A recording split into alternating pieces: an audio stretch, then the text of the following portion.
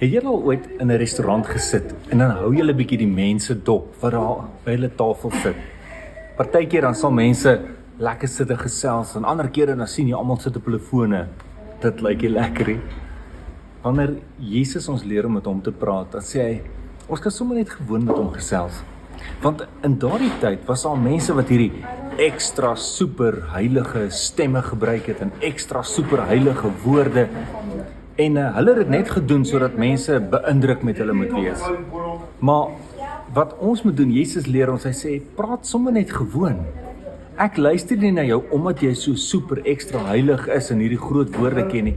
Ek luister omdat ek vir jou lief is. En daarom kan ons almal sommer net vir hom sê hoe ons voel. Inteendeel, Jesus sê op 'n kol vir hulle, ek luister selfs na die fluistering in jou hart. Partykeer het ons nie eers woorde nie, dan kan ons sommer net sug en Jesus hoor ons. Kom ons praat nou met hom.